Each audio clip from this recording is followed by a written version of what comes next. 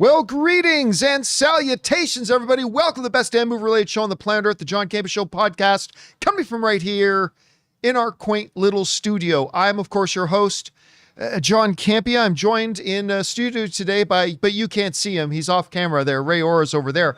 But I'm also joined by Robert Meyer Burnett is here. Robert, how you doing, sir?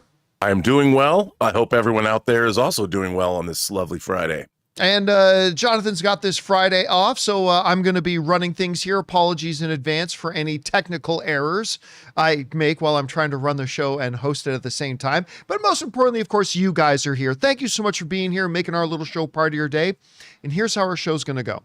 We're going to start off by talking about a number of topics that we got lined up for you guys. Then in the second part of the show, we're going to take your comments and questions that you guys have fired on into our tip link. Our tip link is, of course, at www.streamelements.com/JohnCampea/tip. You can find a link for it down in the description of this video. And you can send in a question anytime, and we'll just get around to answering it on our show, provided we deem the question appropriate to be answered on our show. All right, guys. With that all down, let's get things started here. And we're going to kick things off with this. You know, one of the movies that they highlighted for us over at CinemaCon this year was the new movie with Jenna Ortega and The Weeknd called Hurry Up Tomorrow. And Rob, I remember coming out of this movie or coming out of this preview, I said, we talked about it on our live stream, said, this doesn't look good. Like, I love The Weeknd, good Canadian kid, right? Gotta love him.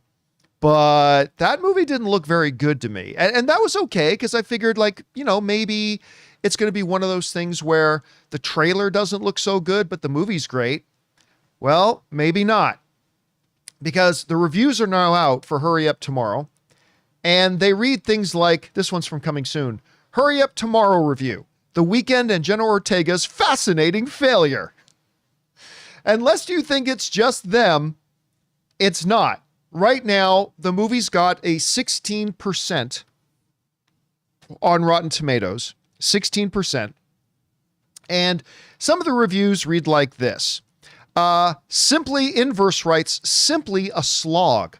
The film revels in Tess Faye's, that's The Weeknd's real last name, pop star coded anguish, relying on a perpetually spinning camera, blindsiding strobe effects, and a gauntlet of substance abuse to simulate the kind of surreal fantasy we've seen in other, far better films.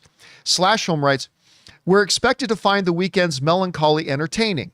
It isn't, nor is Hurry Up Tomorrow. It's just awful. The AU review writes, less a title and more a statement as to how one can get further away from this film. Hurry Up Tomorrow should have been shelved yesterday.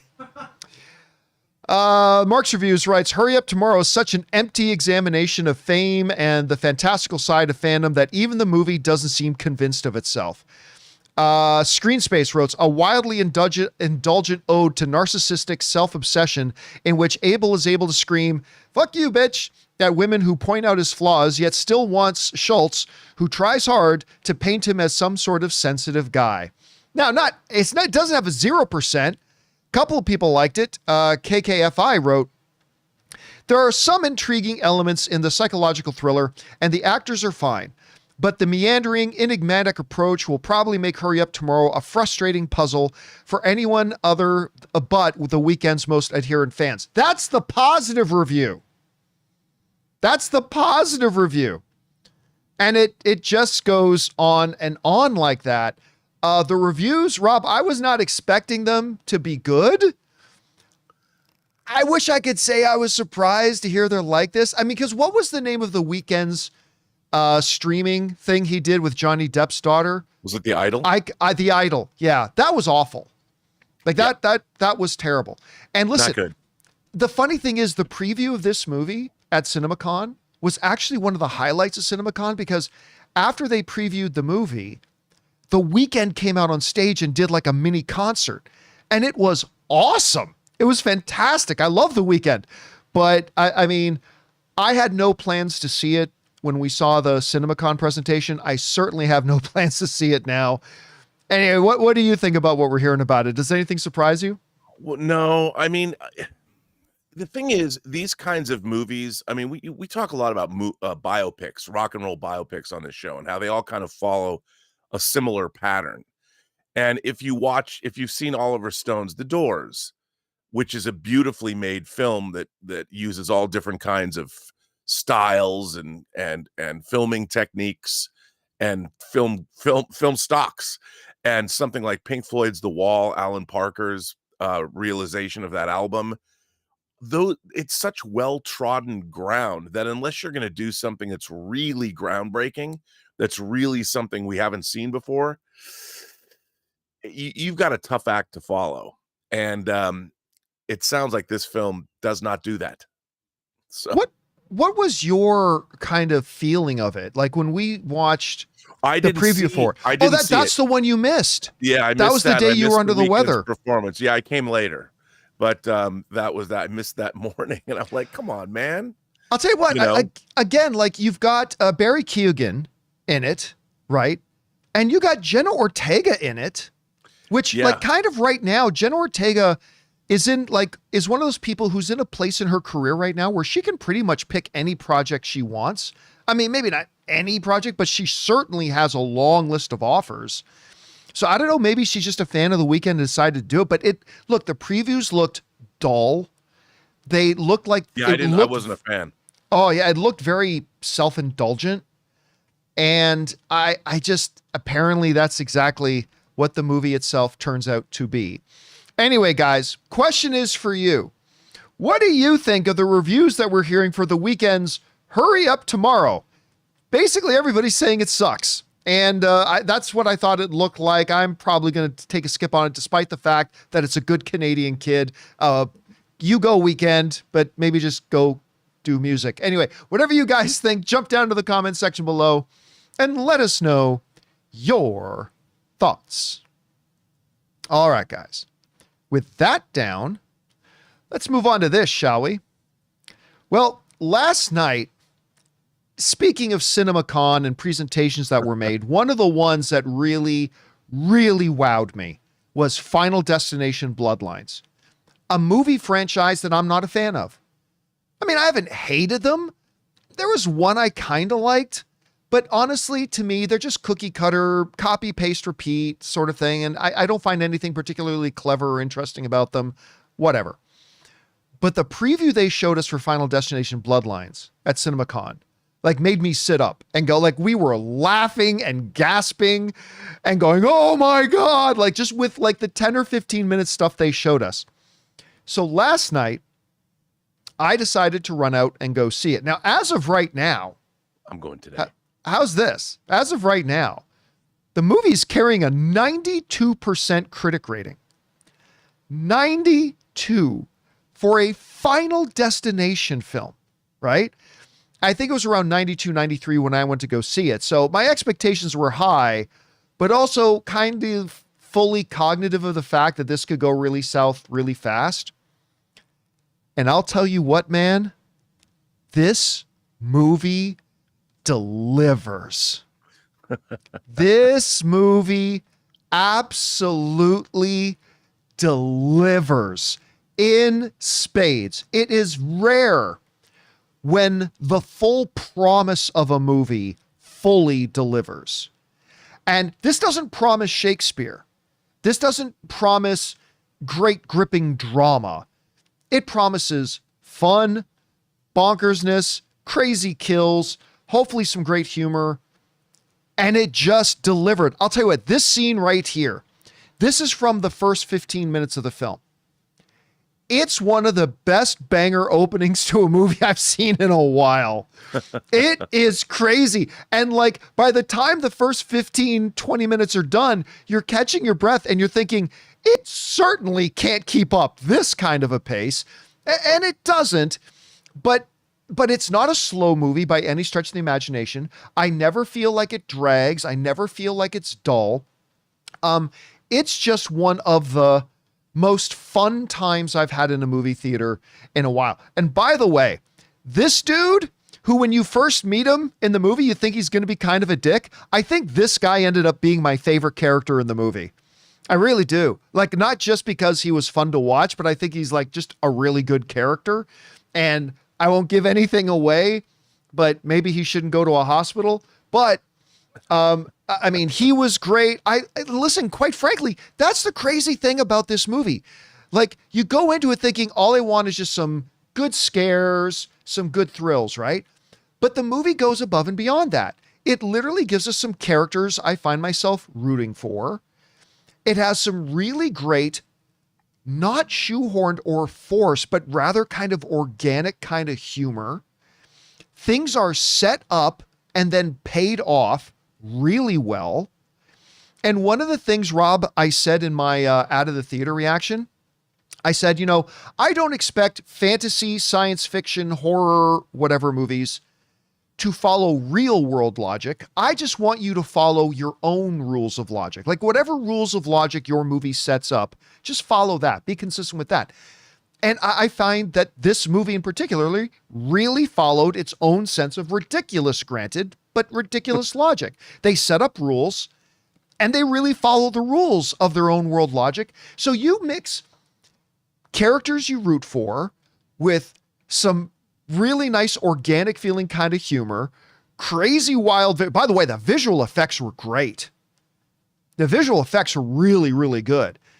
You mix all that in and it's a good time at the theater, man. I went with my wife, Ann, and her sister, Olive, and we were all like, and like covering our eyes sometimes. And it's a fun movie, guys. I think it's not going to be nominated for any Academy Awards, but this is a fun movie I think people should just go see.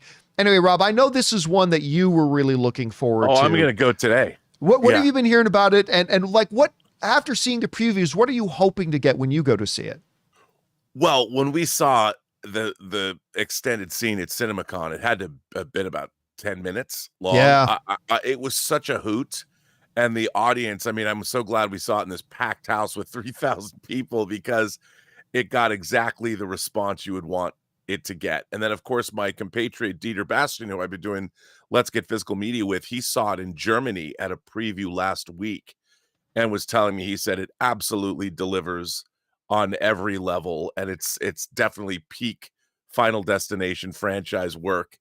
And he thought it was just hilarious and fun. And I would expect, what's really interesting is I think that we're kind of going through a horror renaissance these days where, we've got the brothers who made Talk to Me. They have a film coming out shortly that's I've heard is very, very good. We've got, of course, what I'm really looking forward to, Weapons, Zach Kreger's follow-up to Barbarian. There's a lot of great horror filmmakers. And I think the reason that producer Craig Perry and his team decided to resurrect this franchise after 14 years was because they had a really good idea.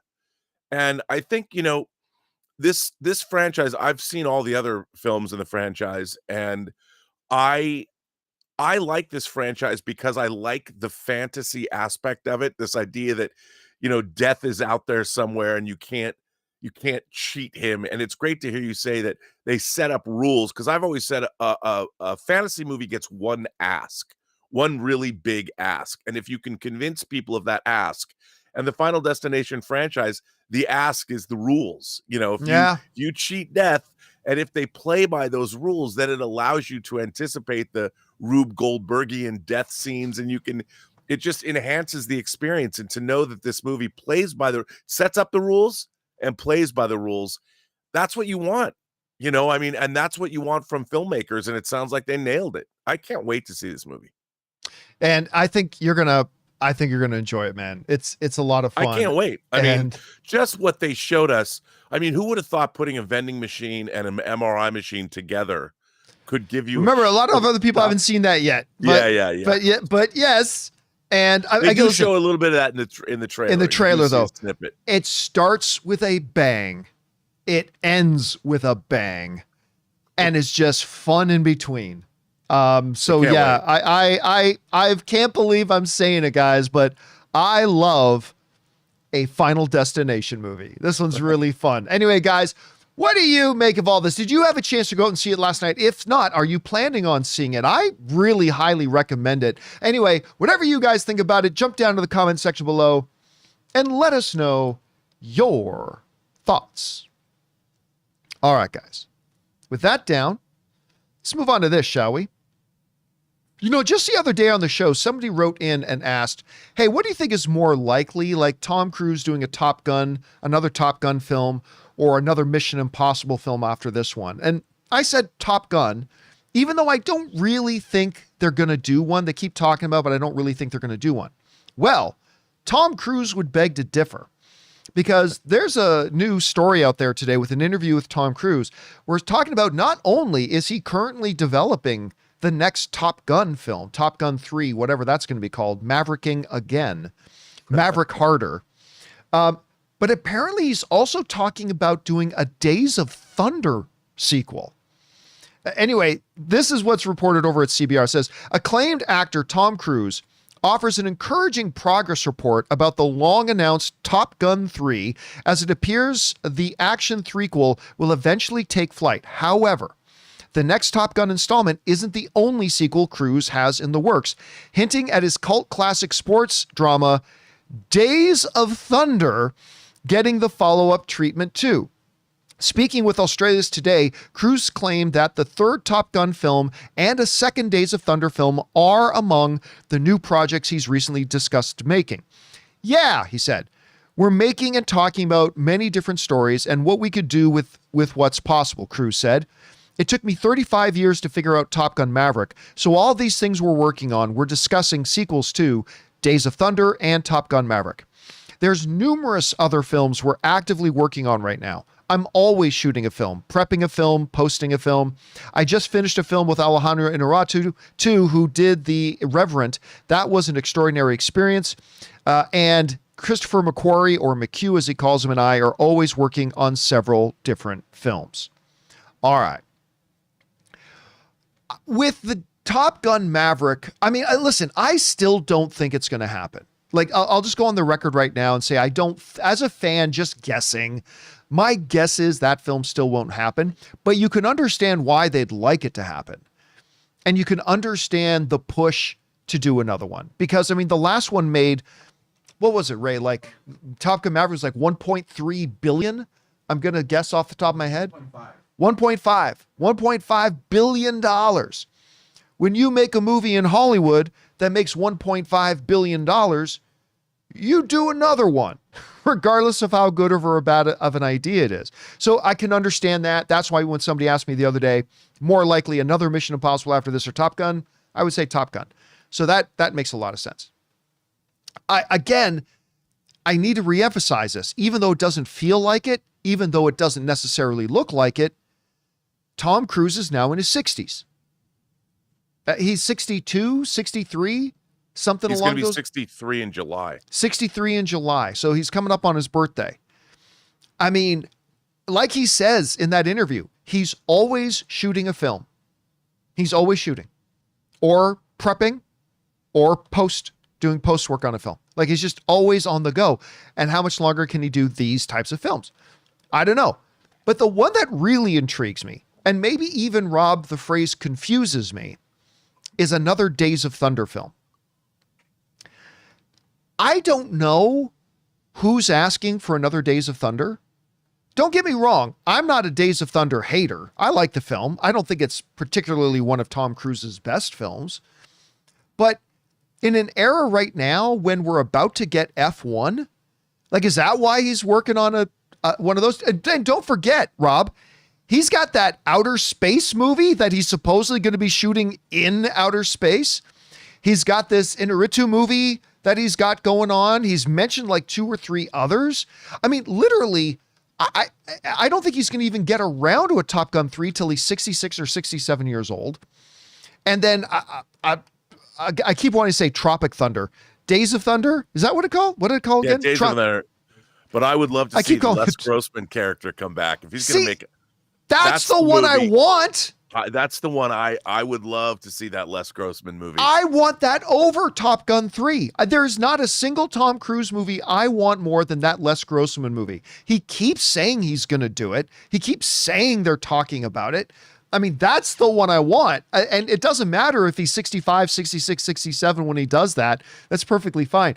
Anyway, Rob, You hear about this. He says he's still developing Top Gun 3, but that he's also looking at doing another Days of Thunder. What do you make of this? Well, I mean, obviously, with the success of Top Gun Maverick, I mean, everyone liked that movie. That movie is so much fun to watch. And it really worked. I don't think anyone expected a Top Gun sequel, 35 years after the fact, to be as successful or as entertaining as it was, but it really was. They really knocked it out of the park. So it makes sense to me that they would want to be doing something like that. And Days of Thunder, dude, Robert Duvall's 94 years old today, or not today, but now, right, this year. And I keep thinking, are they going to bring him back too? 94-year-old Robert Duvall, Rubbin's racing. And I just don't. Do we need another Days of Thunder? I would love to see, Tom Cruise, A Few Good Men, Born on the 4th of July, Jerry Maguire, Night and Day, even American Made. I want to see him go back to playing characters again. Not just, I mean, Ethan Hunt's kind of a Superman. He's a great actor, and I really like him, whether it's the he's kind of a romantic lead in Jerry Maguire. I love Jerry Maguire. I'd like to see that Tom Cruise come back. I mean, I understand leaning into the business of it all, but I think Tom Cruise is selling himself short if he doesn't go back, like American Made, that Doug Liman also directed. He's supposed to do the space movie. I thought he was terrific in that film.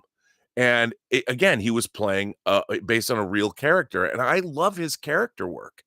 And that's why I think he would kill it as Les Grossman. I'm much more interested to see Tom Cruise come back and start playing quote unquote real people. That's what I hope he would do. I completely agree, because I think he's a multi-time Academy Award nominated actor. Yeah. Here's what I'm thinking his thought process is. I'm thinking his thought process is kind of like Liam Neeson, because remember, Liam Neeson recently talked about, I remember it was about 2 or 3 years ago, he was doing this interview and they were talking about like all these action films that he's doing, right? And Liam Neeson mentioned, listen, I know I only have a couple of years left that I can do these kinds of films. Because Right. he said, I'm at the upper limit of it right now. So I've only got a couple. So all these other types of roles, I feel like I've got a lot of time I can do those. But if I'm going to do these kinds of movies, I either do them now or I'm not ever going to get to do them again. Because this is my final kind of window to do these movies, and then I can go do all these other types of projects that I want to do later. I wonder if part of Tom Cruise's thinking right now is, listen, I'm always going to have these other roles. I'm always going to have these better character roles, maybe even some thrillers. What's the big legal one again? He did with Wilford Brimley. The Firm. The Firm, right? I love that John Grisham adaptation with Gene great. Hackman and Gene Triplethorne. I love that movie. I can always go back and do roles like The Firm, Born on the 4th of July, stuff like that. But I'm a hot action star right now. I'm near the finish line for the window I have to do these kinds of films. And maybe he's thinking, I got to do these now because I can do those other ones later. Do you think that's his thought process? And if so, do you think that makes sense? I think that's absolutely part of it. And, he's known as, when you're being called the last movie star, there's even a documentary to that effect out about his career. I can totally understand that. And, he's staying bankable, and he kind of, especially post-COVID, has been the biggest champion of the theatrical experience. Yes, he has. He stood on ceremony and did not allow Top Gun to be released anywhere but in theaters. And they kept it in theaters for a long time. It made all of that money. And they delivered an experience that you couldn't have ever got on TV. And I think Joe Kosinski, who directed that movie, brought that same. He brought Tom Cruise's philosophy into F1. My friend who's seen F1 said it's absolutely spectacular, and they used some of the same filming techniques they used on Top Gun Maverick inside those F1 cars. And I think that's what Tom Cruise is really, what he's really interested in doing, is preserving that theatrical experience in grand fashion. Yeah. And I can't fault him for that. And I think part of the reason he's thinking about Days of Thunder and Top Gun is because, one, they're safe in terms of their known IPs. Yeah. And at the same time, he gets to provide audiences with that great theatrical experience that he's been known to give. I mean, him and James Cameron with the Avatar films, and Cameron pushing the limits of 3D, HFR 3D.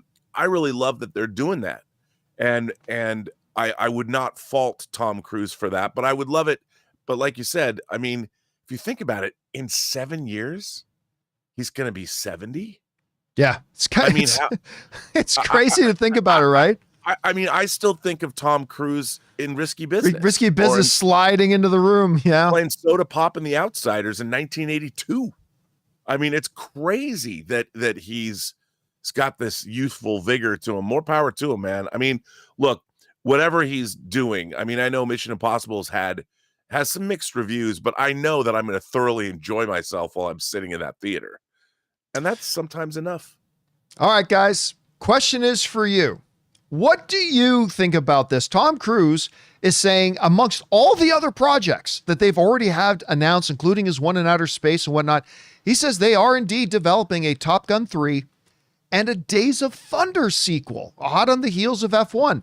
Do you think this is a good idea? Do you think these will all actually happen? Whatever you guys think, jump down to the comment section below and let us know your thoughts. All right, guys. With that down, let's move on to this, shall we? You know, one of the biggest, most popular shows when I was younger, amongst a lot of people, not necessarily with me, but was Buffy the Vampire Slayer. People loved Buffy. I liked Buffy the Vampire Slayer. I was actually more of an Angel guy. Like, I liked the spinoff series Angel a little bit more, but that was just me. And for years, they've talked about trying to get a relaunch of the Buffy the Vampire thing. And just recently, not too long ago, Sarah Michelle Gellar came out and confirmed they are doing another one. Well, now we know who the star of it is going to be, who's going to be starring alongside of her. This report comes to us from comicbook.com that writes the following. Hulu's Buffy the Vampire Slayer revival has reportedly found its new Slayer in actress Ryan Kira Armstrong. Armstrong will play, and by the way, you just recently saw her in Star Wars Skeleton Crew. Armstrong will play a quote-unquote an introverted high school student and the series co-lead, according to a report by Deadline. She will share the top spot with Sarah Michelle Gellar, reprising her role as Buffy Summers and picking the continuity up after years off screen. Gellar has been hyping this revival up for the last few months, noting that she has refused efforts to revive this series in the past, but she believes in this project. She also sang Armstrong's praises in a statement to reporters on Thursday.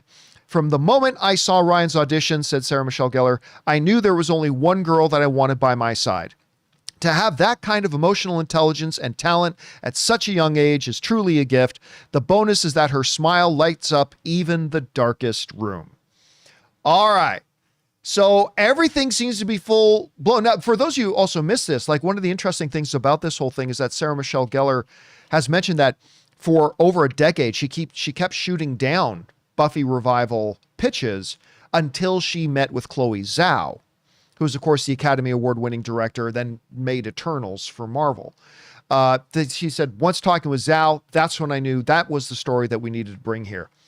And listen, Ryan Armstrong, man, I only really know her. Well, isn't she the one, Rob, who almost got nominated for a Razzie for Firestarter? Yes. And then they rescinded it because she was just 12, like whatever. Anyway, then she comes back and she does Skeleton Crew. And that whole crew, that whole cast of kids were all absolutely wonderful in it. And she was great in it too.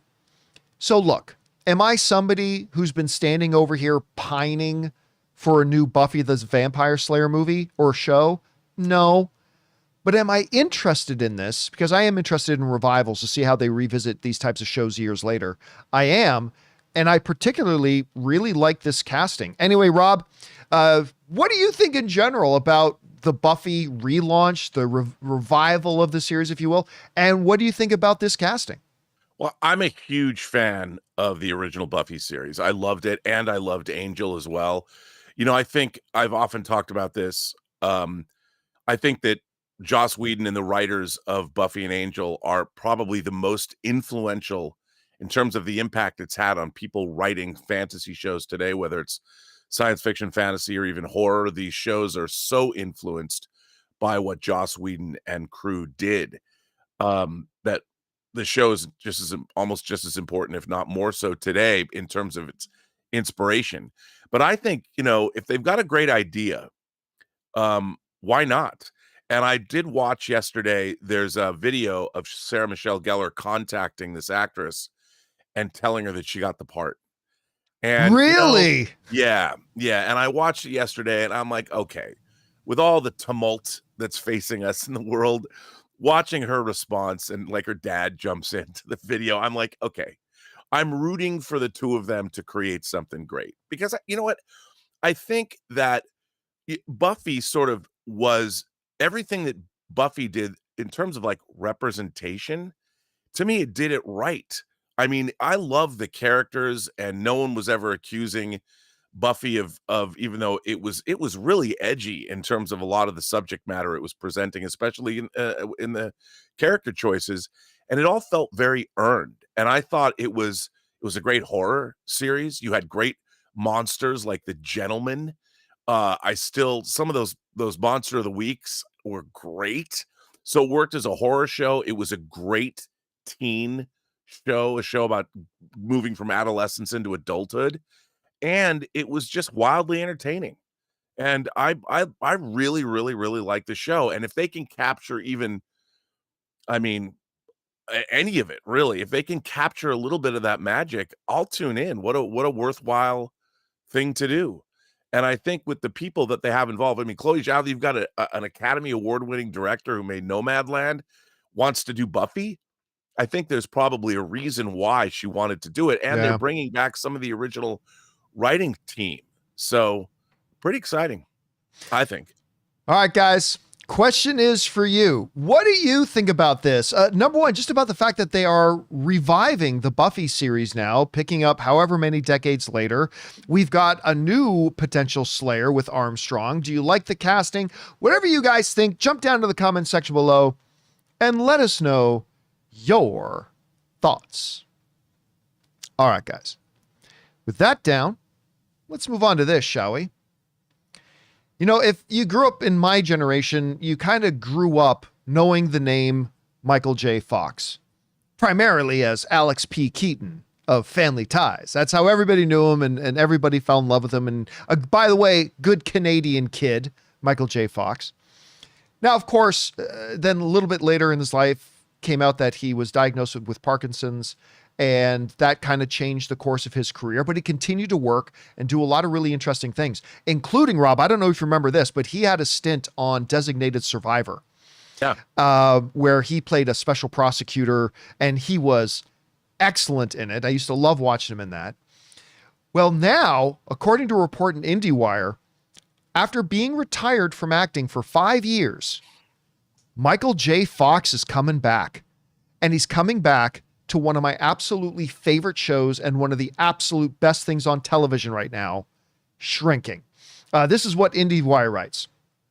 Michael J. Fox and Spin City fans, you're in for a treat. After not appearing in an on-screen role since his 2020 appearance on The Good Fight, Michael J. Fox will return to acting as a guest star in the upcoming season 3 of Shrinking, Apple TV announced on Thursday. Long a staple of television sitcoms, Fox previously worked with Shrinking showrunner Bill Lawrence on Spin City and also guest starred on his later series, Scrubs. Mirroring the show's own depiction of Parkinson's disease through Harrison Ford's character, Dr. Paul Rhodes, because in the show, Harrison Ford's character is in early stages of Parkinson's. Dr. Paul Rhodes, Fox has been living with the ailment for 30 years. In that time, Fox, through his organization, the Michael J. Fox Foundation, has raised over $2 billion with a B dollars for Parkinson's research and has been a vocal advocate for how the disease is perceived. Though the actor, I should say, was diagnosed in 1991, he first revealed his diagnosis in 1998 while a part of Spin City. By season 4, his issues with Parkinson's were becoming too apparent, and he chose to leave the show. Lawrence directed Fox's final episode in 2000. All right. Now, just first up, Shrinking is absolutely one of the most magnificent shows on TV. I believe my side gig Like, this is my main job. I believe my side gig is the unofficial evangelist for shrinking, because I'm constantly telling you guys to watch this show. You will not regret it. It's not just heartfelt and makes your heart smile, but it's one of the most hilarious things on television once you get to know the characters and stuff like that. And Harrison Ford has not been this good in decades. Like, this is his best work in a long, long time. And he's fantastic. And, you know, they just recently announced, Rob, that not only is it going to be Michael J. Fox, but Jeff Daniels is coming in season 3 as well. He's going to play Jason Segel's dad in it, which I think is perfect casting for that. It's amazing. But for Michael J. Fox to come into a show like this, where one of the main thematic elements of it is Harrison Ford's Parkinson's disease, to have Michael J. Fox him. Now, I don't know that they're going to have him playing himself. I don't know that they're going to go that way, but to have him come in and to be able to represent an issue that's obviously very personal and very important to him. And I'm sure it's going to tie in with Harrison Ford's character. And just to have Michael J. Fox on the screen again, I just think is awesome. So, Rob, for me, there is no part of this news that I don't think is absolutely fantastic. I love it. What do you make of it? I completely agree with you. I mean, if talk about grace under pressure, I don't think anyone has, maybe not since Christopher Reeve, shown such courage. Yeah, in the face that's of a good adversity. comparison. You know, I mean, Michael J. Fox has not, I can't imagine, you know, you're a working actor, you're beloved on Family Ties, you make Back to the Future, you make movies like the Secret of My Success, which is another movie he was in that I loved. This happens to you when you're at the height of your popularity, the height of your career.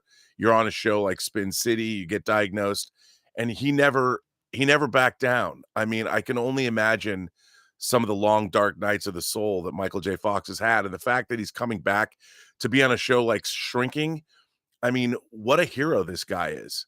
And what a great show to come on to. And again, he's still acting and he's still bringing all that awareness to Parkinson's, and he's still fighting the good fight. I mean, what a hero he is. And I have nothing but praise for him. And what a great move to bring him onto this show. You know, a show that I didn't watch initially, but after your praise, and it's a great show. Oh, I finally caught up with it. It's such a great show. It's so good. And, you know, here's the other thing. This is the other thing that really impresses me about this with Michael J. Fox. Understandably, and there's nothing wrong with this, a lot of celebrities, when they get in later in life or they develop some infirmaries or whatever, they just kind of gracefully disappear from public eye, you know, because they want the public to remember them as they were. They don't want their frailties to be on display for the public to gawk at and look at. And I get that. There's nothing wrong with that. I totally understand that. Michael J. Fox can't hide his condition, right? And for him to be willing to still perform, to help spread that message, and to still get on camera and still be in the public eye, I think you're right. I think that's downright heroic. And like, I know if I get like a skin blemish, I want to stay off camera for a few days. But like for a guy like Michael J. Fox, who's got the testicular fortitude of a bull, I mean, to go out there and do that, I think it's awesome. And again, this is the perfect type of show for him to do it on as well. So I'm super excited about this. Anyway, guys, question is for you. What do you think about this? Michael J. Fox, they've announced that he is coming back and he's going to be playing, I don't know whether it's going to be a patient or if it's going to be another type of character, but as a patient, as somebody with Parkinson's, to play along Harrison Ford, who's a character who has Parkinson's, in one of the best shows on television right now, Shrinking. I love this news. Whatever you guys think about it, jump down to the comment section below and leave us your thoughts. All right, guys. With that down, let's move on to this, shall we? You know, there's been a lot of talk and questions lately surrounding things like, particularly the Batman 2, A lot of talk going on. Production Weekly, we discussed this about a week or two ago. Production Weekly listed upcoming production of the movie, but did not have Matt Reeves listed as director, which had a lot of people talking about, will he actually direct the film or not? Of course, as we mentioned on our show, we said that could have just been an oversight on their part, but we'll see what happens with that. But also, yesterday we discussed the fact that DC just announced who the 4 pillar characters of their DC universe are going to be. It's going to be obviously the Trinity, Batman, Superman, Wonder Woman, but also Supergirl, which was interesting because they listed Wonder Woman, and yet we have no information about Wonder Woman or where that movie is or if it's going to come. Well, James Gunn is probably one of the most active social media guys who's a studio head in the business. And he was asked by people about those two things, about whether or not we're going to get any updates on the Batman 2 or on Wonder Woman. And he kind of hinted that we could be getting news here pretty soon. For example, James Gunn says there's encouraging updates on Matt Reeves' The Batman 2. Now, you can't read it here, but somebody asked him, has there been any encouraging updates on The Batman 2? To which James Gunn just said simply, yes. So, yes, that's coming.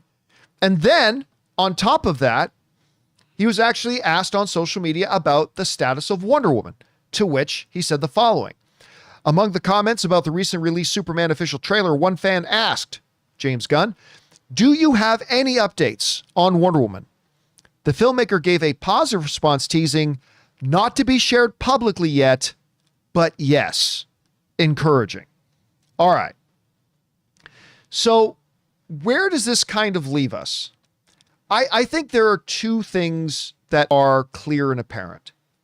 Number one, despite what some people have thought and doubted, there is going to be the Batman 2. I think even without whatever the update is going to be, James Gunn just responding in the positive there, I believe that tells us that this is a movie that's happening. Now, whether it's happening with Matt Reeves directing it, or just working off a script that he wrote or whatever, whether Matt's going to be available to do the movie or not, all that is remaining to be seen. Maybe he will, maybe he won't. My position on that has always been, obviously we would love Matt Reeves to direct it, but there have been a lot of examples of once the director has set up that world and got everything in motion, that there have been some great success stories of another director coming in. You pointed out, Rob, George Lucas did not direct The Empire Strikes Back, for example, and others like that. So I think that's fine. And I think, if anything, it just kind of reconfirms to me and affirms to me that we are going to get the Batman 2. So that's good. And I might be stretching here a bit, Rob, but when he says, oh yes, there's encouraging developments, I'm going to go out on a limb and I'm going to guess that we have our Wonder Woman. I think he's cast Wonder Woman. I really do. I think they've got a script. I think they've cast their Wonder Woman. And when he says, not quite ready to be announced publicly yet, but yes, it's coming. I think Comic-Con. Which we are only just a couple. I think right now, Rob, my theory is that James Gunn right now wants all attention to be on Superman. Yeah. That's the movie that's coming.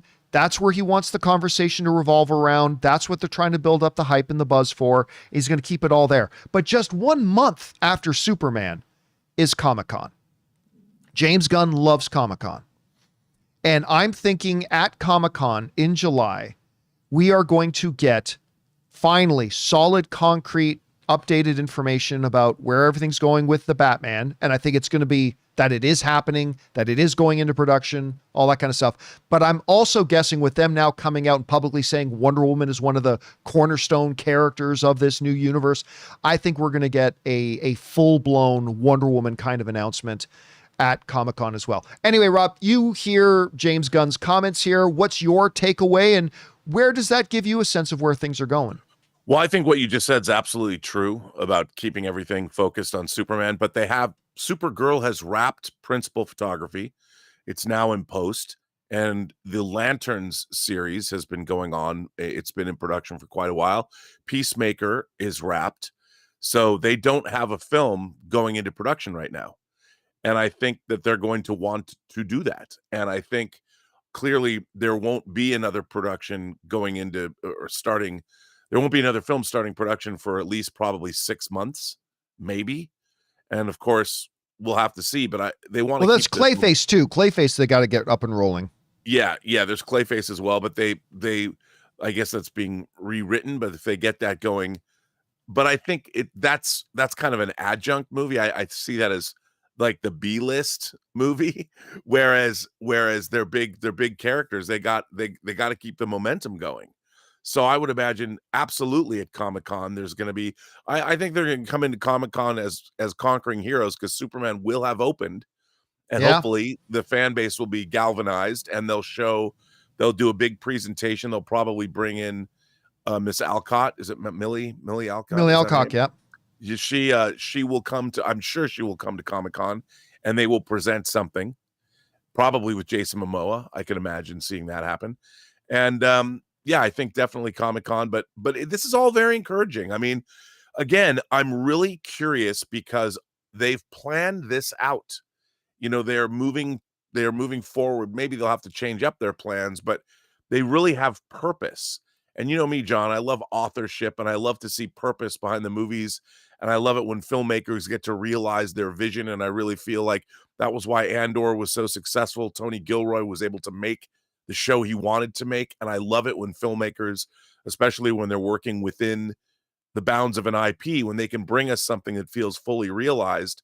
And if nothing else, that's why I'm most curious about seeing Superman and seeing Supergirl and Wonder Woman and Batman in this universe, because we're going to be getting exactly what they wanted us to get. And that's exciting. You know what? You're talking about momentum. We also can't forget that, Ray, look, when does Peacemaker drop? They announced the release. Is it August or September, or I can't remember, but we got Peacemaker season 2 coming as well to keep that momentum going. So do we got a date for that? I'm looking. August 21st. So we're going to have Superman come out in June, Comic-Con in July, and then in August, Peacemaker comes out, and that first trailer for Peacemaker. And that'll be at Comic-Con too. Yeah, they're going to have John Cena will come out in the full Peacemaker garb. Of that, I have no doubt. Like, I don't know. So and by the way, it needs to be mentioned, there has been no official word. It's too early, but there hasn't been no official word whether DC is going to be at Comic-Con this year, but I assume they're going to be. They have way too much riding on things right now. So it's coming. And by the way, I was thinking that Superman came out in June. It comes out in July.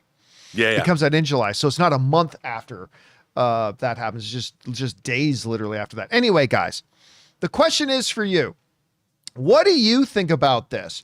James Gunn says they've got movement on both the Batman 2 and on Wonder Woman. Announcements are coming. Do you think they're going to announce some stuff before Superman comes out? I don't think they will. I think they're going to wait till after Superman and Comic-Con.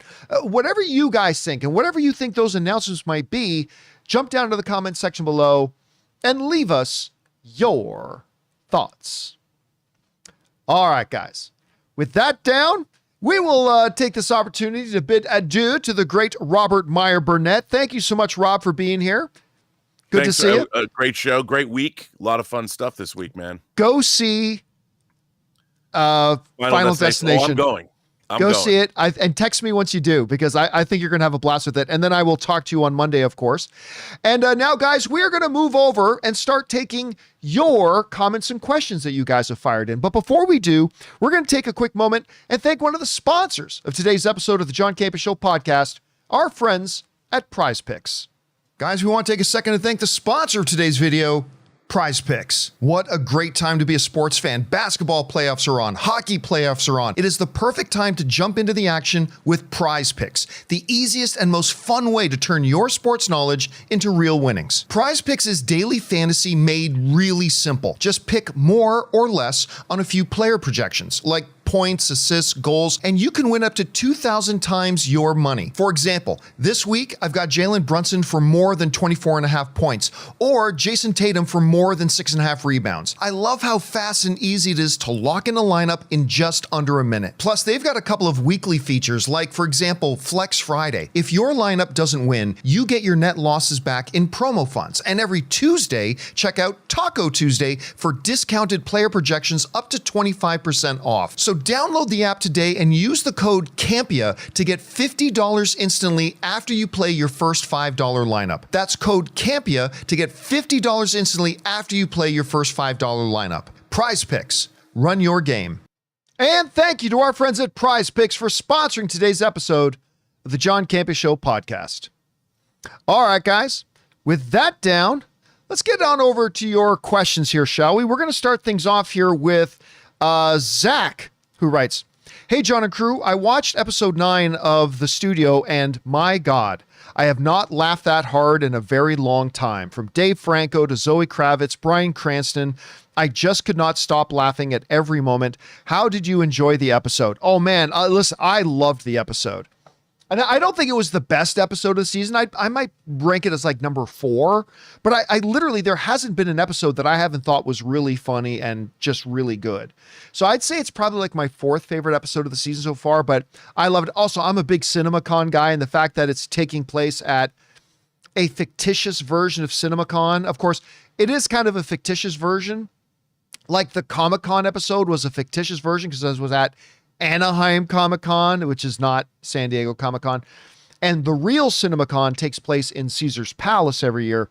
This was taking place in the Venetian, but still, I thought it was really good, and I've been enjoying it a lot so far. All right. Next up, we've got Blake, who writes, "I was surprised Clea made it off Coruscant. I thought she'd tell Andor the info, then sacrifice herself because they were only looking for her, but I'm glad they allowed her to witness what Luthen had built since he wasn't able to. Beautiful show." You know what? I think not only was it really nice, I think it was the right move to have her escape, because in the midst of all this, I mean, man, when you sit down and actually go through Andor seasons 1 through the end of season 2, there's been a lot of loss, right? A lot of loss. And for her to make it out, the 2 great things of hope was the little girl that Luthen saved makes it, and she's going to get to see the fall of the Empire. Think about that. She gets to see the fall of the Empire, Clea. And then, of course, the very end with the fact that, like, we know that Andor dies in Rogue One, but now we know there was something he died for, and that Bix and their child will get to live in a galaxy without the Empire. So yeah, I just thought it was all really well done. All right. Next up, we've got Blake, who writes, "The more I've watched the Superman trailer, the more I like it, because if nothing else, I think Gunn is going to give us a Superman that's unapologetically good and acts on things because it's the right thing to do. That's the character, not his powers. I am hopeful." Yeah, again, which is why I loved, like, one of the scenes that people have criticized about the new trailer is actually the thing I liked most about the trailer. That scene where Superman's being interviewed by Lois, and he's like, his moral North Star is so firm that it's beyond him why anybody else doesn't get it. It's like, why is this? I stopped people from dying. Why is this an issue? Why is this a controversy? I stopped people from dying. And I love that. Now, look, if you go back to even, like, say, Henry Cavill, my boy Henry sitting right over there, he is. There's Henry. If you go back to Henry Cavill's Man of Steel, I mean, he also was unapologetically good. He always wanted to do the right thing. He was just in, he was just in a different, he just had a different temperament. That's all. And I love the fact that different filmmakers can explore different sides of the character. But yeah, I think that is unapologetically what they're going for there, Blake. All right. Next up, Forbidden writes, "Is it me or does it feel like Doomsday is a faux title?" Not at all, actually. It feels like only yesterday since RDJ was announced as as Doom, and now we're here. Okay, so think about how wild that is. It does feel like just yesterday that they announced Robert Downey Jr. as Dr. Doom. It does feel like just yesterday. You know what? I'm going to take my headphones off now. Oh, because Rob's not here. It does feel like just yesterday that we found out Robert Downey Jr., but it was literally almost a year ago. We've known for almost a year. Because it was Comic-Con, right? It was Comic-Con that they made that announcement. That was July. August, September, October, November, December, January, February, March, April. It's been 10 months. It does not feel like it's been almost a year since we found out that Robert Downey Jr. is doomed. But at any rate, no, it's not a faux title. I think that is absolutely the title. It totally makes sense. So I think that's what they're doing. But it is weird that it's been a year, man. It does not feel like it at all. All right. 156 Superman writes, hello. I'm so excited to see Superman. I love Man of Steel, but I'm excited to see what James Gunn does with the DCU. I trust James and loved watching Lois and Clark go back and forth with him helping people. To be honest, it felt like watching Smallville. Listen, can things go badly with the new DCU? Absolutely they can. Making movies is not easy. I know some great filmmakers and producers like Kevin Feige make it look easy, even though they've had some struggles recently too. But it's not easy. It's nearly impossible. It's so freaking hard to make a good movie, let alone a good cinematic universe. So can this go sideways? Absolutely it can. Absolutely it can. But I absolutely believe in James Gunn. James Gunn is one of the true biggest nerds you'll ever meet. And I've had the pleasure and opportunity to sit down and meet with him several times. He has an absolute love for this material. And he has never, ever let me down. He's never made a film that I didn't like. And I still think Slither is his best movie ever. Again, if you guys have not seen Slither, Elizabeth Banks, Nathan Fillion, go watch Slither, man. It's so freaking good. But what he did with Guardians of the Galaxy, what he's done with Peacemaker, what he did with his Suicide Squad movie, he's just never let us down. And so, yes, I've got all the faith in the world in him. But even though I believe in him, even though he's great, even Steven Spielberg has bad days at the office, and maybe that happens to the DCU. We'll find out. All right, next up, we got David who writes, just finished Acolyte. I'm so sorry. Just finished Acolyte for the first time. It was terrible. It just failed on so many fronts regarding to fundamental storytelling. All due credit, the action choreography was stellar, but it felt like salt in the wound. I wish the show was as good. You know what? I am 100% in the same vein. Like, give credit where credit is due. The fight choreography in that show was excellent. I won't take that away from it. When there was fight choreography going on, I ate it up. I thought it was top-notch, very, very well done. It felt like a new element to the Star Wars and the Jedi lore. That kind of hand-to-hand combat, that kind of action was great. But the show sucked. The show absolutely sucked. And it's all because of exactly what you just mentioned. I've said this myself before. Fundamental basics of storytelling. Fundamental dynamics between characters. Fundamental dialogue writing. Like, I'm not sitting here saying I could have done a better job because I'm not the standard of excellence in this. But I am saying a lot of other people probably could have done a better job. It was just such a momentously and fundamentally flawed thing. Again, it's just the basics of storytelling that it flopped on. And it made the show nearly unwatchable. And it's really too bad because I had a lot of excitement going into it. I really did, but it just turned out to be terrible. Anyway. All right, next up. Your Name tips $20. Thank you, Your Name. And he writes, I'm delighted to hear that the actress who received a Razzie nomination for Worst Actress at the age of 13, remember, she didn't end up with the nomination, they took it back. Anyway, at the age of 13, has achieved recent success. In the past, selected to be in Skeleton Crew, recently picked to be the chosen one in Buffy in the Buffy reboot. And by the way, they're going to be very quick to point this out. The Buffy thing is not a reboot. It's a revival.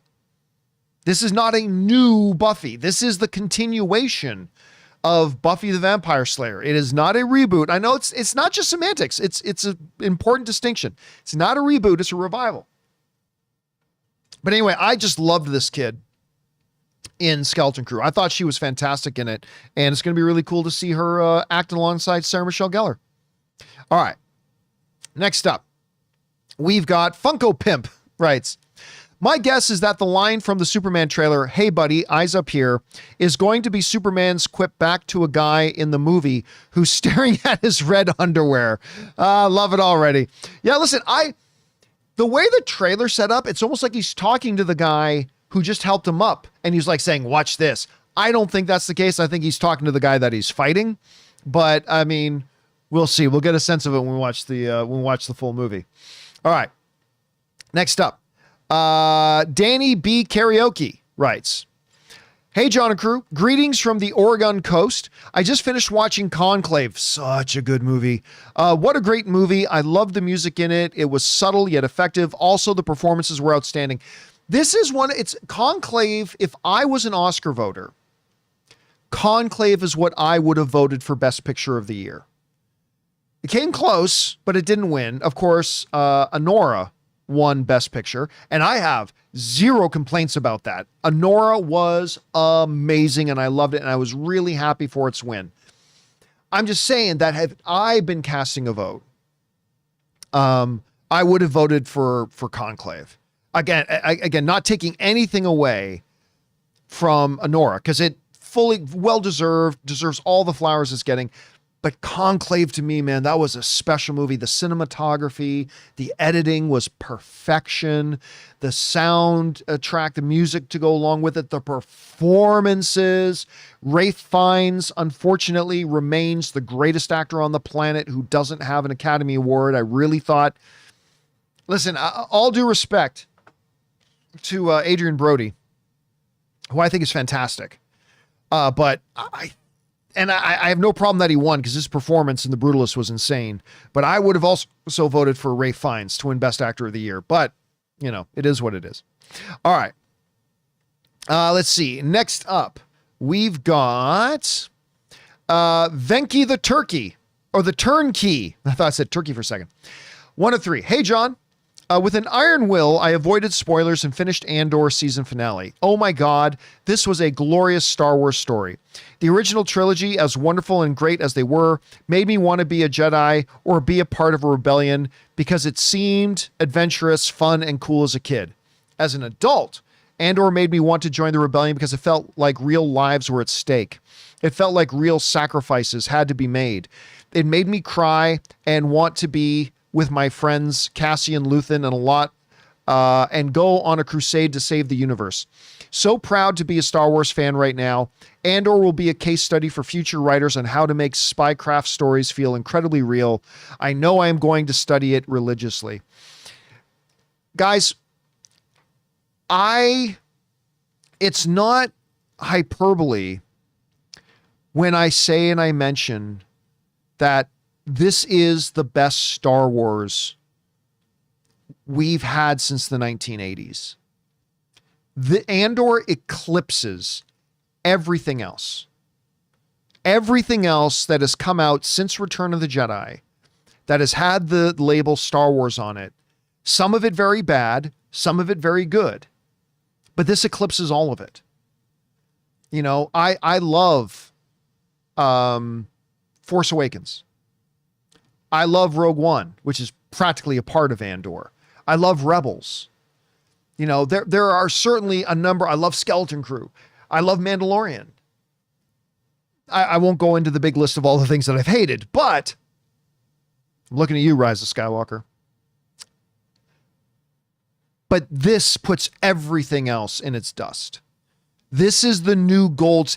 This was what Star Wars can be. And I'm not saying that all Star Wars, this is important. I am not saying that all Star Wars needs to be dark and heavy and serious. Not at all. The brilliance of the Star Wars universe that George Lucas created is that you can have all kinds of stories. The fact that we finally got one that was made specifically for grown-ups, I think was awesome, and it's the best thing they've ever done.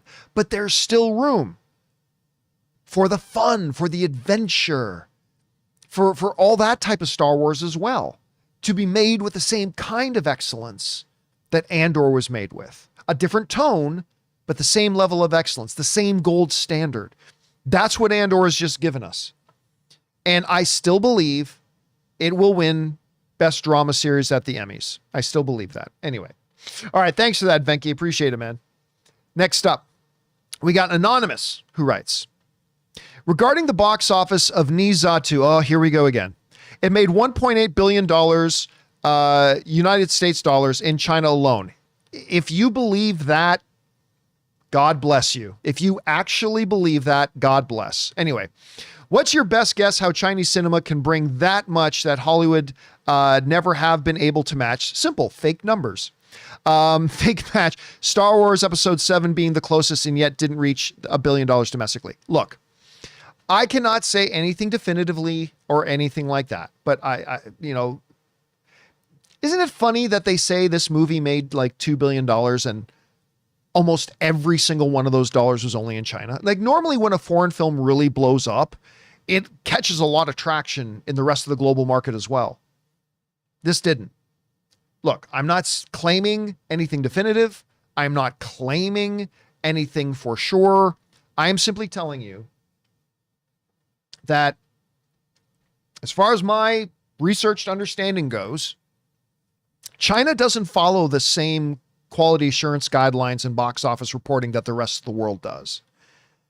China can just say whatever they want. They can say, this movie made $10 billion in China. I don't buy it. I don't buy it. You can buy it if you want. That's fine. I'm not going to argue with anybody about it. But yeah, I wholeheartedly personally believe that was that $1.8 billion just made in China. I don't believe that for a second. There's nothing about it that is believable. And again, if China followed the exact same strict guidelines about how box office is totaled and reported and has quality checks and is third-party reviewed like every other country in the world does, maybe. But I'm sorry. Hey, by the way, this is also not me trashing on the movie. I'm not saying the movie's not excellent. I haven't seen the movie myself. I'm giving no commentary to the quality of the movie. For all I know, it's wonderful. I'm not saying otherwise. But I'm just saying, if you believe that fairy tale number, you believe it. And I'm not going to try to talk you out of it. But I absolutely do not. I never have. I never will. Because China can just come out and say whatever they want. They don't have the mechanisms in place to fact check it. And I just don't buy it. Anyway, again, that's just me. That's just me.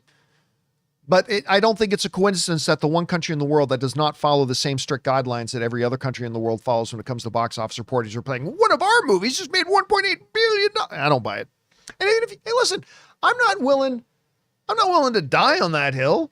This is just me, but if you choose to believe it, God bless, man. God bless. Anyway. All right. Next up. We've got, again, one last thought on it is this. If it was that insanely good, that many people went to go rush out insanely, it would have made a lot more money in other countries around the world. It would have made a lot more money everywhere else in the world as well.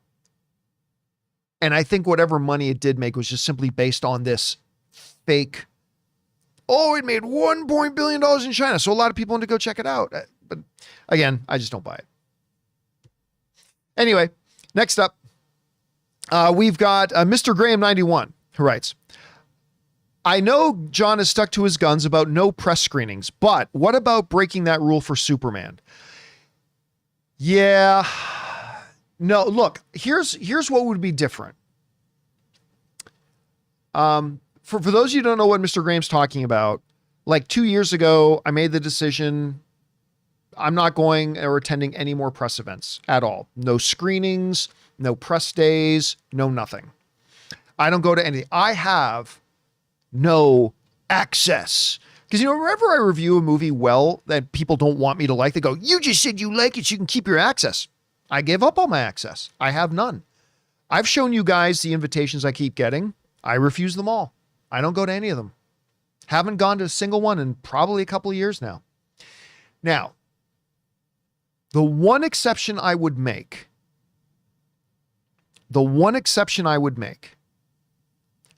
is if I was not invited as press. So, for example, and this would never happen. This is totally pie in the sky. I'm just saying, for example, if James Gunn gave me a call and said, I would like to personally invite you to come to see Superman, well, I would go. If, however, as I still often get, actually, I'm looking at one right now. Sorry, I got my Gmail open on this monitor over here. If I were to get a press invitation to a press screening of Superman, I would not go because I don't do those anymore. So, but yes, if James Gunn or some Warner Brothers executive or somebody in charge over there actually reached out to me and invited me to come as a guest and not as press, I would probably take them up on it. That invitation is not coming. Let's just be clear. That invitation is not coming, but I would indeed go then if it was a personal invitation and not a press invitation. All right. Next up, Garden Variety Vagabond writes, just read that they have cast the new Slayer. We were just talking about that a few minutes ago. They have cast the new Slayer for the Buffy the Vampire Killer reboot. Again, revival, not reboot. Anyway, sounds like it might not be the same character, but the Slayer for the new generation. I like that take. While Sarah Michelle Gellar wasn't the original Buffy, she'll always be our Buffy. By the way, this is Sarah Michelle Gellar is in it. This new little girl is not Buffy. She's in the Buffy show. It is a revival. Sarah Michelle Gellar is still Buffy. Anyway, the new Slayer is the lead female teen from the Star Wars Skeleton Crew, which we talked about, Ryan Kiera Armstrong. I'm up for it. She has charisma for the role. She does have the charisma for the role. Absolutely, she does. So, again, as long as Sarah Michelle Gellar is still there, and we got a new Slayer that she's going to maybe mentor or whatever, I'm all for it. And I think she's a great choice. I think she's going to kill it in this role. I really do. All right. Next up, we got the McWhopper, who writes, Bryan Cranston blitzed while tongue flicking and caressing an ice cream cone, bringing on the filthy hard with 2 shades of eighths. You mean 2 eighths. Anyway, give him the Emmy now. Bryan Cranston. I mean, part of me wishes he was in more of the series than he has been, but whenever Bryan Cranston pops up in the studio, he's brilliant. And him being completely hopped up on drugs, and yeah, the whole thing with the ice cream cone, I was laughing so hard watching it. And then his whole interaction with Catherine O'Hara at the end, and then she makes the call. And you know what? Look, so everybody, the Sal Saperstein character has been great. Obviously, Seth Rogen has been magnificent. Bryan Cranston's great. Catherine O'Hara has been amazing. Catherine Hahn, every time she's in the show, she rules. All the guest stars have been amazing. Anthony Mackie, Franco, Zac Efron. I mean, all of them have just been fantastic. I love this show, man. And really, it kind of sucks that we're about to get the finale, but I've been loving it so far. All right, next up. The McWhopper also sends in a $20 tip. Thank you, McWhopper. And McWhopper writes, gazed upon the Nobody 2 trailer and looking forward to this movie. Holiday Road and amusement park rings a bit of Griswold's and Wally World. Well, that was on purpose. That was totally on purpose. But the plot also brings Beverly Hills Cop 3 cringe, hoping it goes 0 to 60, and I'm about to find the F out. You know, it's funny because they dropped the trailer for Nobody 2 a couple days ago, earlier this week, last week, I can't remember, but they dropped the trailer. And I had a number of people write in and ask me, oh, John, why are you guys talking about the Nobody 2 trailer? I was like, well, because we had a full discussion about the trailer in April when we were at CinemaCon. Like we already did our full breakdown of that trailer. And it's great. I love the trailer. It was a great trailer for the movie Nobody 2. right? It may not be the best trailer for another kind of movie, but for Nobody 2, I thought it was a great trailer. I love this character. I'm still stunned they're making a sequel. Because I love the first one. I had so much fun with the first one, but not a lot of people saw it. And frankly, I haven't heard a lot of people talk about it since. We do every once in a while, but I haven't heard a lot of people talk about it. But I mean, it's just another one of those really pleasantly surprised that they decided to do a sequel. I kind of like the same thing with The Accountant. I love The Accountant. I actually like The Accountant better than Nobody, and I really like Nobody. But I was shocked when they decided they were going to do a sequel to The Accountant, and I'm glad they did because it's amazing. And I'm really excited they're doing a Nobody 2. Again, I'm just kind of shocked that the studios would do it because neither of them made a lot of money. All right. Next up, we got IP Freely writes, "Hey, John and crew, how would you encourage someone to watch Superman when they only know the basics of the character and the content/lore of the trailer is unknown to them?" Same way I would try to encourage anybody to see any movie, right? Like most movies that come out, there's not a lot of lore to know. There's not a lot of content to know. It's just that the movie looks great. How would I encourage them to see it? Well, I mean, it's hard to encourage anybody to see a movie that I haven't seen yet myself, right? I can only speak to it as an average film fan who's been hyped up by the marketing of the film. But my main selling point of the movie would just be the director. It would be James Gunn. You know, look, the reality is too, like there are going to be people out there who don't like James Gunn's movies. That's fine. That's fair. So, I mean, if somebody didn't like Slither, which I don't think you and I can be friends if you don't like Slither, but I mean, it's all subjective. If there's people who didn't like Slither and didn't like Guardians of the Galaxy and don't like Peacemaker and like all that stuff, well, then I'm guessing Superman might not be for you. Might not be. But if you've heard great things about Guardians of the Galaxy or saw Guardians of the Galaxy and really liked it and stuff like that, then I would lean heavily into, this is the guy who did Guardians of the Galaxy. And almost everybody likes Guardians of the Galaxy. So that would probably be my main selling point to a movie that I have myself not seen yet. You know what I'm saying? So that's would be how I would sell it. All right. Next up, we got I Am Not Iron Man writes, "Hey guys, do you think the interview in Superman is going to act as a wraparound for the first two acts, the first act at least, with most of the movie being flashbacks and the third act taking place that night?" No, I think it's going to be more linear. I think it's going to be more linear. Now, will there be a couple of flashbacks? Absolutely. James Gunn knows how to effectively use flashbacks. Guardians of the Galaxy 3 is a great example of that. But he also doesn't overuse them, or he doesn't use what I call looping very much, like where you're constantly moving between the time frames. Like even the rocket flashbacks were used strategically throughout the movie. I don't see that interview being part of it. I think that interview honestly happens in the first 10 minutes of the movie. I think that thing with him stopping the war, the can being thrown at his head, the giant kaiju, I also think all that takes place in like the first 15 minutes of the movie. I don't know that for sure. I could be totally wrong about that. I'm just guessing, but that's kind of my guess. So no, I don't think this is going to be like a Sopranos therapy session where, you know, or like the Usual Suspects, where like the whole thing is taking place over the interrogation of why am I freezing of Kevin Spacey's character. So I think it's going to happen. I think it'll be more linear that way with a couple of strategic flashbacks here and there. But again, you could be right and I could be totally wrong. I'm just guessing. All right. Next up, Davis in David O. Russell's, oh, that's not the name. Anonymous writes, "Hey, John, did you see the photo of Nick Cage? I did, as John Madden and Christian Bale as Al Davis in David O. Russell's new movie, Madden. Would love to hear your thoughts." It's a picture. I don't really have a lot of thoughts. It's a picture. Listen, Christian Bale does not look all that much like Al Davis. Nicolas Cage does not look all that much like John Madden. But that's not important.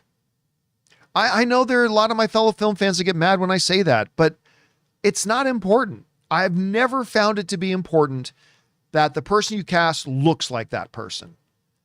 I mean, obviously, if they have some very distinct physical features, you're going to want to find somebody that shares those or use makeup to duplicate it. But other than that, I've never really found it to be all that important. So I'm looking forward to this movie. I never thought I would get to see Nicolas Cage and Christian Bale together. I love football. And I think and John Madden is a great story. So yeah, I'm interested in the movie, but the picture's the picture. It is what it is. You know what I mean? All right. Next up, Your Name writes, Ant-Man has been described as a heist movie on this show. Yeah, basically kind of is. In a similar manner, how would Thunderbolts be described? Not as a heist movie. I wouldn't throw it into a genre like that because it's definitely not a heist film. I don't know. I mean, really the best way I can think about off the top of my head is I mean, this is a very broad general thing. Yes, but it's an ensemble movie. It really is. It's an ensemble film. Now you can get into the standard genres. It's a comic book film. It's an action film. It's whatever. But I guess the first word that pops into my head is just it's truly an ensemble piece. But that's how I would think of it off the top of my head at any rate. All right. Thanks for that, man. Next up, we've got Jake Galbo, who tips in $20. Thank you, Jake Galbo, for supporting us on that level, man. Appreciate that, dude. And Jake writes, hey, gang, I thought you guys would have talked about this already, but was the grandma in episode 10 of Andor in the elevator one of E.T.'s species? I don't think so. She looked like an old version of him or a Halloween scene version of him. That species is on the Senate. Well, yeah, like, so in one of the Star Wars prequels, when you see the Senate, right, with all those thousands of like circular hover spheres, whatever, where all the delegations are, they specifically put in one of the alien species in the Senate was clearly ETs. All right, they were clearly ETs. But that was not George Lucas saying that ETs, the ones that came to Earth, they're actually in the movie E.T. They are actually real in the Star Wars galaxy as well. So it's all connected and blah, blah, blah. No, that's not what he was doing. It was an Easter egg. It was a simple Easter egg. It's kind of in the same way in which, Ray, do you remember this? There was a Star Trek movie or show where some of you guys might remember this too, where in like one of the quick shots of debris in space, when you took a freeze frame, part of the debris in space was literally R2-D2. Do you remember that? We talked about that picture. Ray doesn't remember it. I don't know if any of you guys in the show remember, watching the show right now, remember that. But there was a Star Trek thing where part of the debris in space was a floating, spinning R2-D2 that if you freeze framed and zoomed in, you see, oh my God, that's R2-D2. Was that them saying that Star Trek and Star Wars are all in the same galaxy? No, it was an Easter egg. It was an Easter egg. Oh yeah, by the way, Adam Redmond just pointed out something. This is a real one too. In Raiders of the Lost Ark, one of the hieroglyphics. I'm tongue-tied on this. Hieroglyphics on the wall is C-3PO. Is that them saying that in ancient Egypt, C-3PO came to the world? No. It's just a fun little. People are saying. Do that all the time, too. What's that? Video games. Oh, video games do it all the time. Yeah. It's just the joy of catching people. Yeah, none of you can hear Ray, but yeah, he's saying the joy of catching people. Yeah, it's just, so the ET thing was just a fun little Easter egg. It was not suggesting that ETs are in that universe. No, I mean, look, yeah, were there some similarities between that creature, which was hilarious, and ET? Yeah, there's some physical things, but no, it's not the same species. All right. Let's see. Thanks for that, Jake. Next up, CJ from New York writes, hey, John, just wanted to send some support in. This year, you have really stepped up production value of the show. From the games, true or false, what's more likely, the bottom third graphics. I really do like the bottom third graphics. Ray makes those. And have been incorporated. It doesn't go unnoticed. Kudos. Oh, thank you for that. Listen, I am always cognizant of the fact that you guys choose to invest your time when you can be doing other things to come hang out with us and watch our show. Do I think things like putting up these lower thirds, do I think that makes more people watch our show? No, I don't. But I feel like we have a responsibility. If you guys are going to take time out, spend time with us, we want to make your viewing experience as good as possible. And so we try these little things and try to do these little things that hopefully will make watching the show more enjoyable for you. And I mean, we don't always succeed and whatever, but we do try our best. And thank you so much for that recognition, man. That really means a lot to me. I appreciate that. All right. Next up, we just got a couple left. We got Brian H., who writes, "Hey, Campea crew. Janet Jackson appreciation comment here, because today is not only her birthday, 59. Janet Jackson just did a concert at Yamava, I think. Yeah, it was Janet Jackson and Ludacris opened for her. It was Ludacris and Janet Jackson. Anyway, today's not only her birthday, 59, but mine, 43. Happy birthday, man. What's your favorite Janet movie and song? Does Janet have a movie? She did Poetic Justice. That's all. Oh, that's right. Poetic Justice. Anyway, for me, movie would be Poetic Justice. I think that might be her only one. I honestly am not familiar with any of the other ones. And song would be Escapade. Escapade's good. Both always make me smile. She's got a lot of great songs. I think my favorite one, though, what? She was in Nutty Professor 2. She was in Nutty Professor 2, says Ray. Okay. I didn't even realize that. And the rest, I don't. Anyway, Janet Jackson is not an actress. We'll just leave it at that. But I think my favorite song of hers has got to be That's the Way Love Goes. It's just got such a smooth rhythm. That's the way the love, and the rhythm of it, it's like smooth as silk. She's got a lot of really great ones. Rhythm Nation and all these, but That's the Way the Love Goes, I think. Boom. I think that's it. What's that, Ray? I have to know. She was. Ray is saying she was in Fame, the TV series. She was in the Fame TV series? I had no idea. Episodes. Man, I had no idea. She was in a lot more stuff than I thought. All right. Next up, we've got Garden Variety Vagabond writes, "For streaming metrics, the missing data point, which does not exist, is the not just how many joined or rejoined, is how many leave when they cancel the show. The hole in the bucket. This relates to established great shows with no new people joining." You know what? They have done studies about that. And the reality is not many. Not many. No, look, they do have all the data in the world on churning.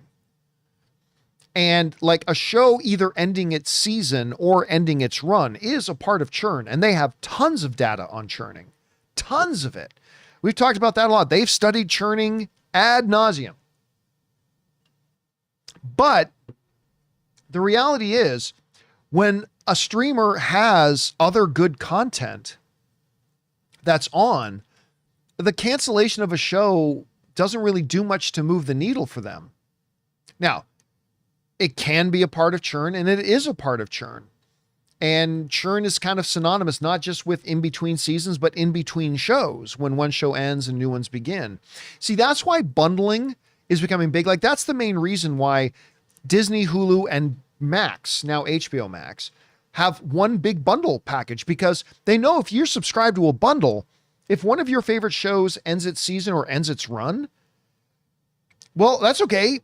HBO Max probably has a bunch of other stuff you want to watch, or Hulu might have a bunch of other stuff you want to watch, and it's all to combat churn. So yes, they absolutely do have that data. It's just kind of fallen under the category of churn. All right.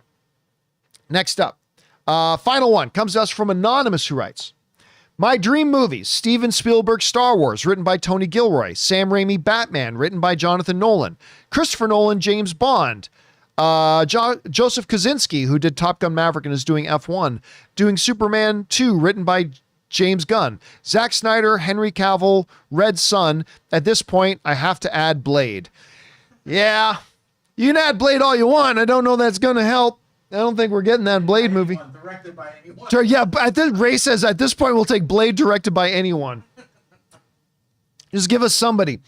All right, guys, that's all the questions. But you know what? And now, by the way, there are more questions that people have sent into the tip link, but because I'm doing the show on my own, I couldn't gather in the questions that were sent in while we were doing the show live.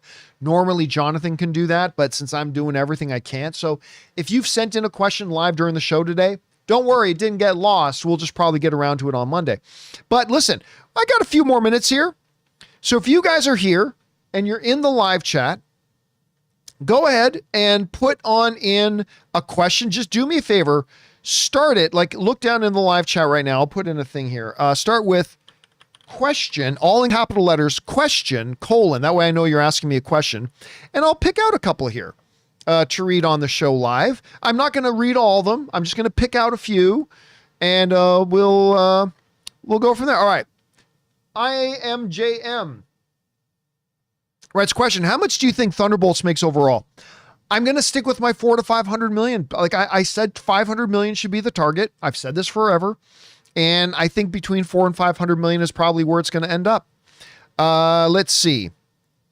King Daddy Go writes question, who's your NBA Finals pick? Man, it's been so tough with Cleveland being out and Boston on the ropes and OKC maybe getting bounced in the next game. I don't think the Wolves can beat the Nuggets. I don't think they can beat the Nuggets. I'm going to say, this is going to sound weird. I'm going to say Indiana, Denver. At this point, I mean, I don't know, but I'm going to kind of guess Indiana and Denver. Let's see. Xanderman writes, are you excited for Foundation Season 3? Oh, of course. You guys, if we watch the show, you know I love Foundation. I'm very, very excited for Season 3. Cannot wait for that to start. Let's see. Robert Presser writes, do you think Blade will show up in Doomsday? No. I do think he'll show up in another movie before a Blade movie gets made. That's just a guess of mine. That's not based on anything, just pure speculation. But I don't think it's going to be Doomsday. Let's see here. A technical question. I see, why doesn't Ray get a mic on days like this? The reason Ray doesn't get a mic on days like this, and this is a good technical question, it's for a technical reason. Because Ray can't hear Rob, who's in remotely. Now, if Rob was actually in studio right now, then Ray would have his mic and Ray would have a camera on. But when Rob remotes in, I have to listen to him on our headphones. And Ray and I were just talking before the show started. We don't have it set up where we have a headphone distribution sort of network in here where we can have everybody around be on the headphones and hear each other. So since Ray can't even hear Rob talking, because I've got him on my headphones, he can't have a mic right now. But we're going to try to get, over the next month or so, we're going to try to get it set up where we have a better setup in here where we can have, the audio coming from a remote guest like Rob can go out to other people in the studio. But it's one of the reasons we very rarely, if ever, have remote guests on. Let's see here. Yeah. I'm going to, I don't even see it. There's like 100 of them here. Are you going to watch Murderbot? Because Oh, Ray is asking, am I going to watch Murderbot? Yes, I am going to watch. Well, you haven't seen the trailer? I just read about it right now. The trailer's great. The trailer's fun. And it sounds so cool. It looks really good. So yes, I am going to watch Murderbot. All right. Last question. You can't do last question after mine. That means I took someone else. But it doesn't matter. All right, I'll take two more. John A.M. is writing, what do you think the opening box office for Lilo and Stitch will be? I'm going to guess 100 million. That's my guess. I'm again, pure speculation guess. I'm going to guess 100 million. Let's see. What's the last I'm going to do? Okay, IB Jeeper writes, what are your current thoughts on the meet and greet idea you're kicking around? Okay, so for those of you who don't know, I put this up in our community tab on the post tab on YouTube channel. What I am thinking about doing is doing a little meet and greet tour. So, it would look something like this, where I may travel around the West Coast, maybe even the East Coast, and say, hey guys, on Thursday night, I will be in Nashville. I'm just making this up right now. I'm going to be at the Nashville Regal 15, and I'm going to be going in to watch Fantastic Four. And I'm going to hang out in the lobby and in front of the theater for about an hour afterwards. If any of you guys want to go see Fantastic Four and want to meet up with a bunch of other people there too, and a bunch of other viewers, come on out. So, and then maybe the next night saying, I'm going to be in, what's another city in Tennessee? There's Nashville and what? I don't know my American geography. I'm not. What's another city in Tennessee? Tennessee cities is There's Nashville, and that's all I know. There's Nashville and Nashville. Memphis. Okay, Memphis. So then maybe I'll say, because that's Thursday night. Friday night, I'm going to be in Memphis at the Cinemark 5, whatever, and I'm going to go see Superman again. So if you guys want to buy yourselves tickets for that, I'll be in that theater too watching it, and then I'm going to hang out in the foyer and in the front of the theater for about an hour and just chat and talk to people. If you want to come say hi, take a picture. Now, the real thing here is, here's the reality. Half of these things nobody will be at. It's just going to be me standing there, or like one or two people will come, because I am a nobody and we have a complete tiny YouTube channel. But, oh yeah, other people, there's Chattanooga, Knoxville, that's one I should have known. Should have known that one. Yeah, I know nobody's going to show up at these things, but you know, even if 5, 6, 7 people show up. And so like, we'll travel around and we'll go to San Diego, go up to San Francisco, maybe do Sacramento, go out, Las Vegas, maybe Reno, hit Arizona, New Mexico, maybe even head towards the more North Carolina. I don't know. We'll see. So, maybe get in the vehicle, drive, do a little tour, and do these meetup things at movie theaters. That's just what I'm thinking about doing. Maybe it's a stupid idea. Probably nobody will show up to any of them, but might do that. All right, guys. And that'll do it for today's installment of the John Campea Show podcast. Thank you so much for being here and making our little show part of your day. Big special thank you to all you guys who sent in the questions. Number one, because you gave us great fun things to talk about. But number two, you supported this channel as you did it, and all of us involved with the show. Thank you guys so very much for your support. Guys, have a wonderful weekend.